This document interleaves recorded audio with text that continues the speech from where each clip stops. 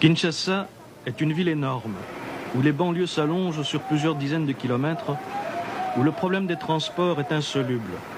Le cœur de Kinshasa, c'est le quartier de Matongé, un quartier animé, bruyant, joyeux, avec des centaines de petits bars, des nganda comme on dit là-bas, et un fond sonore musical permanent.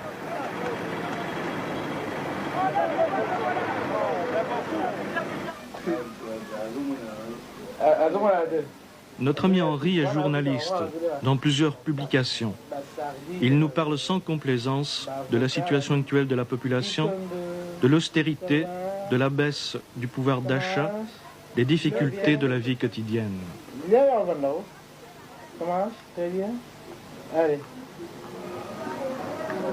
Moi, je vis à la cité, j'arrive à voir des familles qui ne mangent pas pendant un jour, pendant 2 jours. C'est un problème sérieux, la misère, ça existe. Kinshasa a 3 500 000 habitants, donc les gens qui font Bombance, qui font la fête, ils ne sont même pas 50 000. Le Zaïrois poursuit la logique de la fête, de l'ambiance, se fait tout pour vivre, pour boire, pour être à l'aise, pour prendre le plus grand nombre de femmes possible. Cette logique fait que le Zaïrois a des appétits, a un comportement petit bourgeois. Il veut s'en tirer seul, vous voyez, de façon qu'il n'a pas le courage de revendiquer. Il est lâche. Parce qu'il y a un chantage qui est fait aussi par le pouvoir, c'est le chantage à la rébellion. Qu'aujourd'hui, sans le régime actuel, ça serait le Tchad, ça serait le Congo d'hier, le Zaïrois qui la paie à un prix énorme, au prix de son sang, et qui ne veut pas retourner à cette situation. C'est pourquoi il accepte toutes les humiliations actuelles.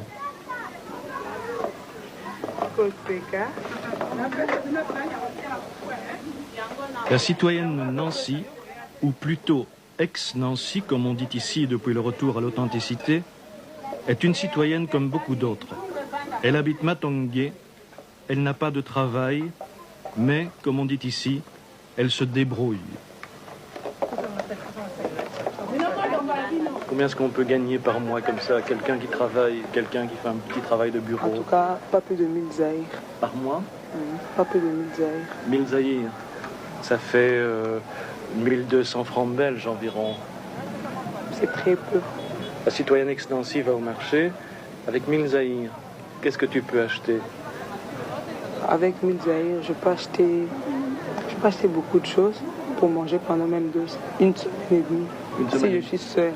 Si tu es seule? Oui. Mais on n'est jamais seul ici. Il y a toujours des cousins, des cousines. Comme ici, par exemple, chez nous, avec 1000 zaïrs, c'est pour 2 jours, 2 ou 3 jours. 2 ou 3 jours par mois? Après les 2 ou 3 jours, qu'est-ce qu'on fait alors? Qu'est-ce qu'on mange? Il faudra encore chercher de l'argent pour payer encore d'autres choses. Ici, on gagne la vie difficilement. Oui. Bon, si tu as la chance de terminer tes études, bon, si tu trouves au moins un emploi bien, tu seras bien payé. Mais sans ça, en tout cas, je ne vois pas. Et si tu épouses un homme riche alors? Peut-être, mais c'est difficile. C'est difficile à trouver. Les riches se marient entre eux. Tu voudrais te marier? Bien sûr, mais afin que je sois la première femme. Comme en Europe alors? Oui, pas avec un homme qui a déjà 2 ou 3 femmes chez lui à la maison. C'est difficile de vivre à plusieurs femmes ensemble? C'est très difficile. On se dispute beaucoup et puis le mari, en tout cas, c'est rare qu'il s'occupe bien de plusieurs femmes? Oui.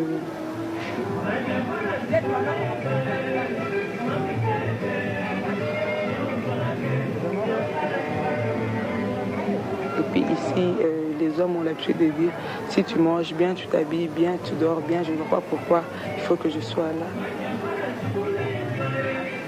La nuit, c'est dangereux quand tu te promènes seul. Tu te promènes seul parfois la nuit? Ça dépend aussi du quartier.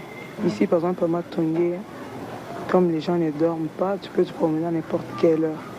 Mais dans des autres zones, c'est un peu difficile. C'est pas bien de se promener très tard. Qu'est-ce qui peut t'arriver? Il y a des bandits. On peut t'attaquer pour te prendre même des bijoux. Si tu as un sac ou bien des bijoux, souvent aussi, bon, on te demande de te déshabiller et puis on prend les habits. Bon, tu restes nu. Tu restes nu? Oui. Ça arrive, On ça? part avec les habits. Ça dépend aussi. Si tu avais mis des belles habits, bon, on peut prendre ça. Bon. Mais les gendarmes te protègent, non? Les gendarmes, ça dépend aussi de... Par exemple, ici à Matongé, il y a des gendarmes un peu partout. Mais en tout cas, ça dépend. Si tu as de la chance, ils peuvent te protéger. Mais si tu n'as pas de la chance... Ils te volent aussi, alors? On s'amuse beaucoup à Matongé, non? Il y a beaucoup de bois, de dancing. Beaucoup de musique. Oui, Il y a de la musique toute la nuit, parfois. toute la nuit. Le samedi, toute la nuit jusqu'au petit matin. Et les gens qui n'ont pas d'argent, ils viennent danser aussi? Oui, ils dansent. Ils dansent. À Kinshasa, surtout le samedi. Au courant de la semaine, tu peux manquer de l'argent, mais le samedi, en tout cas, il faut... Et pendant la semaine, bon, tu gardes quelque chose pour le samedi.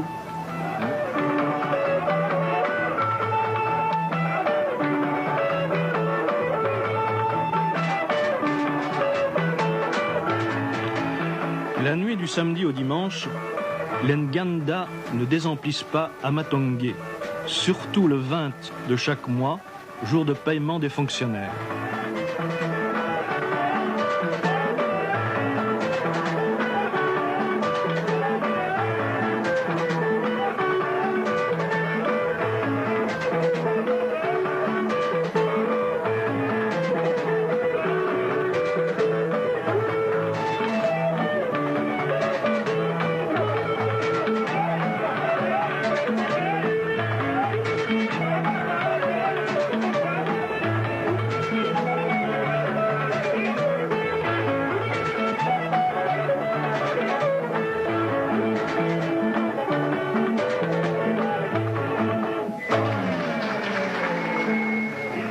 Est-ce que les gens âgés ont la sensation que depuis 25 ans, il y a une évolution qui s'est faite? On a eu la télévision, on a eu une radio assez sophistiquée, on a les gratte-ciel, mais je crois qu'au niveau qualité de la vie, nous avons absolument régressé. Mais à cela, on répond que le taux d'inflation diminue, que la dette extérieure diminue. Ce n'est pas tout à fait faux, cela. Oui, mais à quel prix? C'est le peuple qui paye le prix. Actuellement, pour respecter les engagements de la Banque mondiale, vous verrez que si vous circulez dans tous les services publics, rien ne fonctionne. Les frais de fonctionnement sont bloqués.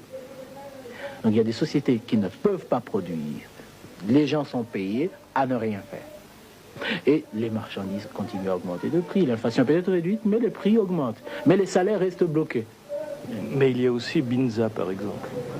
Binza, c'est l'aisance, c'est les voitures, ça c'est un autre monde. Donc de façon qu'on peut dire qu'il existe l'apartheid au Zaïre, c'est-à-dire il y a un camp pour bourgeois et il y a un camp pour malheureux, pour misérables. On dit ceci, il paraît que dans le temps il y avait 300 familles belges. Bon, les 300 familles belges, on dit ceci, les 300 familles belges ont été remplacées par 30 familles zaïroises. Donc c'est pire encore. Il y a une grosse blague d'ailleurs qui circule, les Zaïrois disent ceci, et qu'il y a eu des Américains qui sont venus au Zaïre, qui ont pris la situation des Zaïrois, c'est-à-dire les données de la vie d'un Zaïrois, combien il gagne, combien il doit dépenser pour vivre et tout, et à la sortie de l'ordinateur, il est sorti Zaïrois peuple néant. C'est-à-dire le peuple zaïrois ne peut pas exister. Or, il existe. Le président de la République lui-même l'a dit à un meeting, non? Beaucoup de gens me prennent pour un magicien. Oui, un magicien, comme nous l'explique la voix du Zaïre.